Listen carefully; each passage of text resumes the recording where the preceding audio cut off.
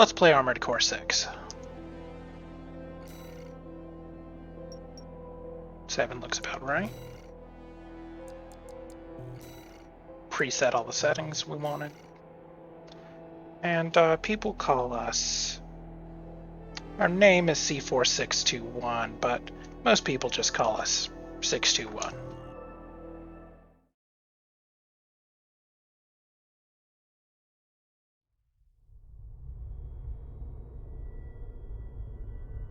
We're close to Rubicon. Wake the dog up. Handler Walter verified. Activating cerebral coral control device. Augmented human C4621 has awakened.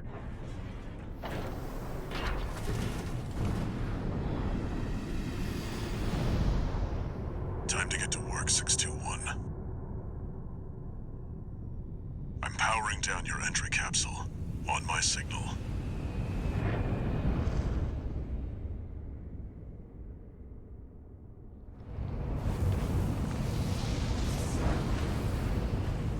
Now, activate the AC.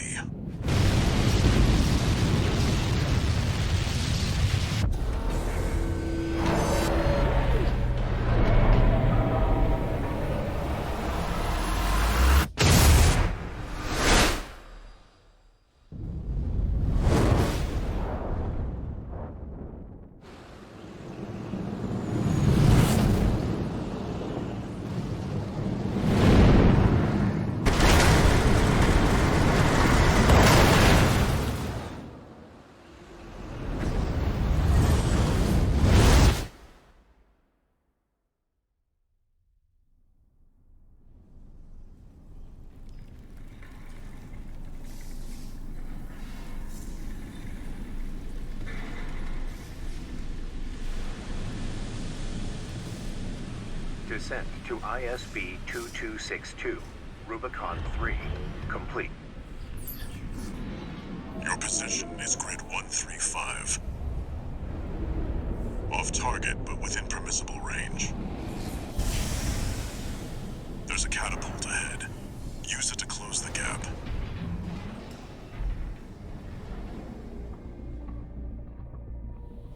Main system activating combat mode.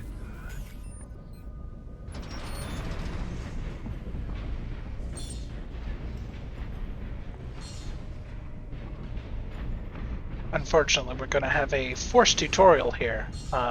This mission gives you all these tutorial pop-ups, even on New Game++. Does not care. Anytime you're doing this mission, regardless of how many times you've done it, it's too bad. It's like this every time. I guess New Game Plus and New Game++ technically don't make you do this mission, but when you're redoing it for the S rank, you have to see these tutorials again. Clear out those guard mechs. Perfect chance to test your AC. Yeah. There's some basic MT enemies. MTs in the Armored Core setting are what are called muscle tracers. They're the predecessors to Armored Cores. The primary difference being that muscle tracers are generally mass-produced machines that aren't modular in the ways that Armored Cores are. Armored Cores are kind of named after the central part of the Armored Core, or the core part. Presumably there's a pilot in there, but if you look at any of the scale for an Armored Core, it's hard to imagine where they fit. I've heard a theory that the pilot is sealed within, with the cockpit being somewhere underneath the head unit, which feels appropriate. Patch it up. 2 repair kits remaining. See the contaminated city down there? That's where you're landing. Access the catapult.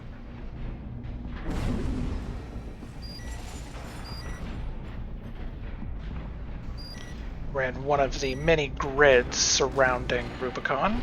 for the coral mining operations, of course.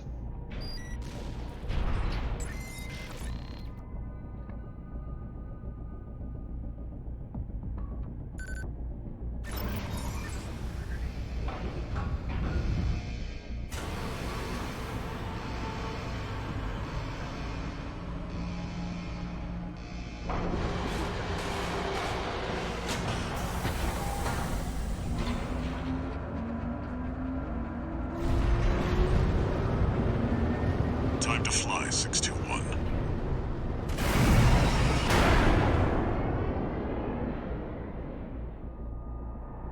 If we get our hands on Rubicon's coral, we'll make a killing. Plenty for a merc with a fried brain like you to buy their life back.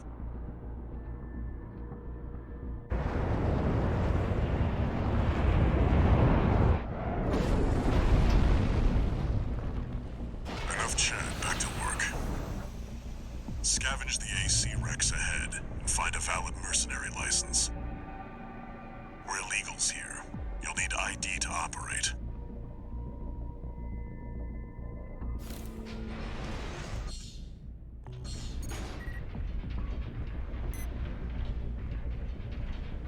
An AC? Where the hell did that come from? Affiliation unknown. Network. Shut it down. Guerrillas from the Liberation Front. If we get in the way of our work, eliminate them. So we learned a lot of very important information just now. By the way, here's a tree, and here's our AC. I accidentally destroyed the tree. Oh well. Rubicon's got bigger problems than that.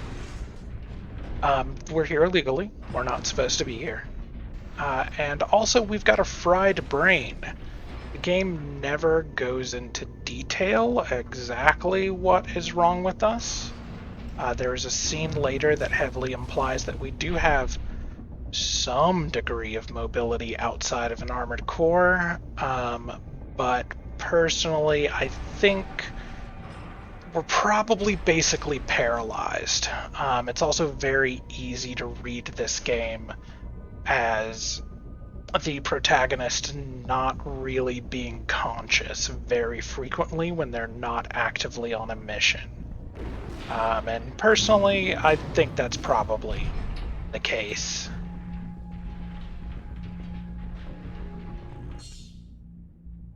I'm picking up signals from AC Rex. Follow the markers. A really stellar opening mission. It's really got kind of Soulsy vibes to it. It's kind of wide open, a lot of exploration you can do, a lot of small encounters you can get into. There are only a few missions like this in the game, actually.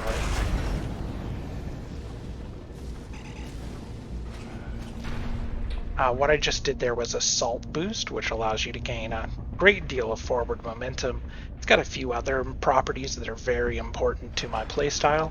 In particular, it increases the stagger damage our weapons deal if we fire them while assault boosting, and also reduces the stagger damage we take. It's something from the training missions most people don't catch. Did you hear anything about what the Corps are up to? Yeah, they'll be coming soon. You got us on the run. These are RLF soldiers. We will later learn that stands for the Rubicon Liberation Front. There's no real reason to engage them unless they attack us first. Though, of course, we could, if we're visible, they'll attack us on sight, just like those previous ones did. But I'm going to try to keep casualties to a minimum, just because it's not necessary to get into fights here.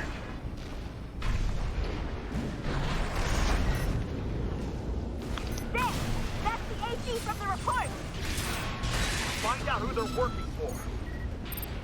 Looks like they've got shields. Good thing you've got a blade. Physical shields are surprisingly one of the biggest problems in this game. There's a later mission where physical shields are going to be a real pain. They block all damage until the target is staggered, or if you hit them from behind, but who's got time for that? Extract the pilot data. I'll I'll analyze it from my end.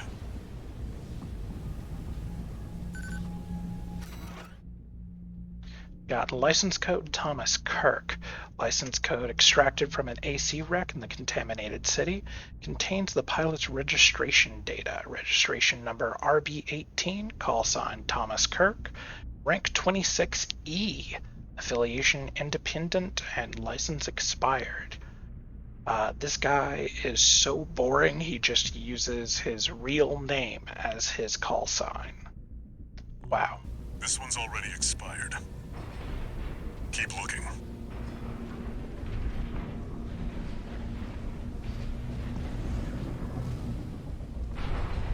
Some wreckage from the grid that looks like it's fallen down here.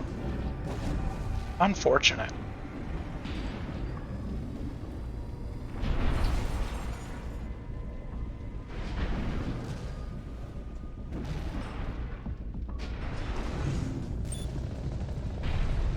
What? SG! We got something good! Get out of there! You can't handle them! That's the PCA's planetside force. Keep a low profile. We don't want them breathing down our necks. So that was a PCA combat helicopter, as Walter pointed out for us. The PCA is the Planetary Closure Administration. Nobody's supposed to be on Rubicon at all. Obviously people live there, but if you're not from Rubicon and you're not the PCA, you're really not supposed to come here.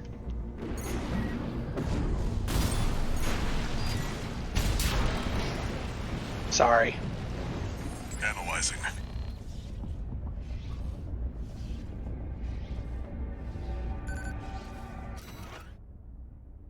Alright, we got G7 Hakra. Let's see, RB29, G7 Hakra 22D, Balaam Industries, expires in 12 hours. We will go on to learn that this guy is probably Gun 7 of Balaam's Red Guns unit. That uses a green and red color scheme for all of their ACs.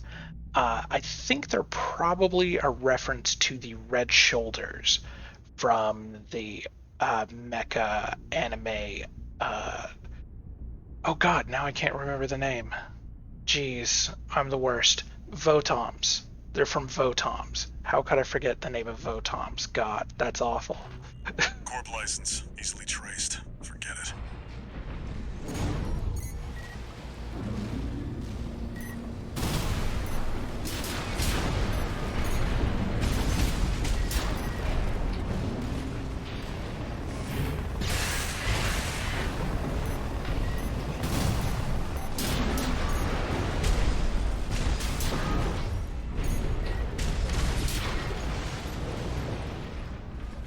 As you might gather, ACs are kind of really scary compared to an MT.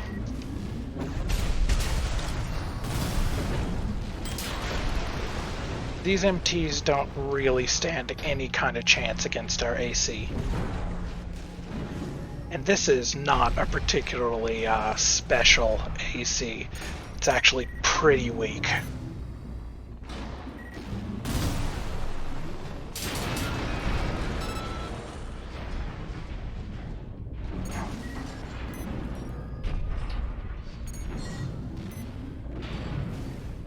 So a thing I'm doing a lot in combat is... Corp AC. Wait, is that an independent? Destroy it! You're outnumbered 6-1. Use your missiles. So a thing I'm doing a lot with my missiles is holding the missile button down to spread the target across multiple enemies that are within range. It's the most useful thing you can do with your missiles early on.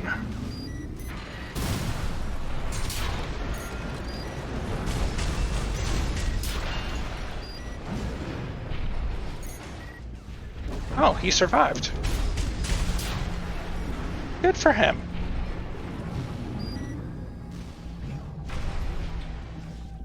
Let's see about this license.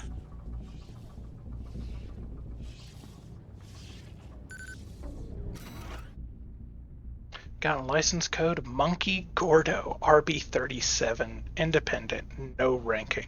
Expires in 15 days. It's still valid, but the pilot's rank is no good. We can't use this. Man, I've picked up one more wreck, 621. Transmitting marker. Go and check it out. it's up there. I can tell from this model right here that I believe he's using a laser rifle. Oof. That's some pretty high-end equipment he's got based on the model. Kind of sad that he's a non-ranking. I guess the pilot could be dead, and that might be the reason why.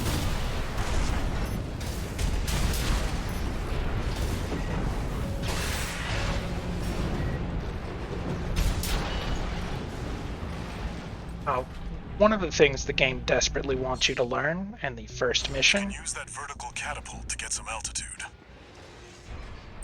is that your sword is the best weapon in this arsenal. Previous Armored Core games generally have really bad or really hard to use melee, and it seems like it was a serious priority in this game to get the melee right. And the demonstration of that is our first boss.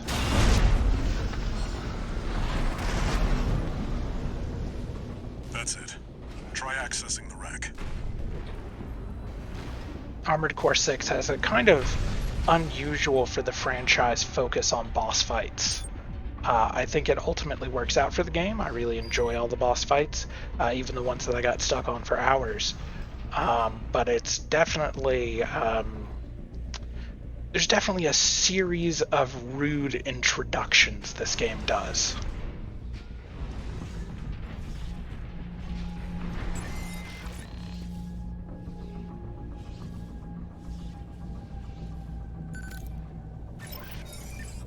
Registration number RB23. Rank fits the bill. Call sign... What? Looks like they were onto you after all. In no mood to pick a fight with the PCA. But it doesn't matter. Take it out now and they won't have enough to ID you. So the key part of this fight is get in its face. Don't let this helicopter spend any time to relax. Use your mobility. You've got them now. Make it count, 621. Just for the record, it took me, I'd say, an hour to beat this boss the first time. We got what we came for. Tie up the loose ends, 621. Oh no, it actually staggered me. At 30%.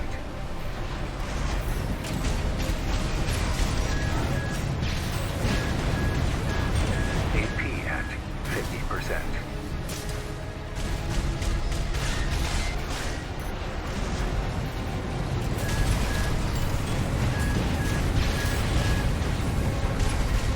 Doing a lot of really successful dodging of our sword attacks. I'm impressed.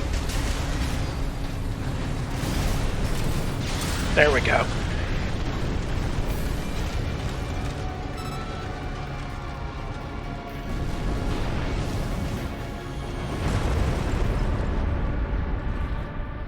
Confirmed. Heavy combat helicopter is down. That's all for our work here today, 621. Here's the call sign from that license you picked up. Alright, license code Raven. Registration number RB23, call sign Raven, rank F, affiliation independent. I probably just made that helicopter look really easy, and honestly it is kind of easy once you know what you're doing. But Armored Core 6 has a difficulty curve that is very good at making you better at Armored Core 6, so long as you're okay with dealing with it being steep sometimes. Raven. That's your new name here on Rubicon.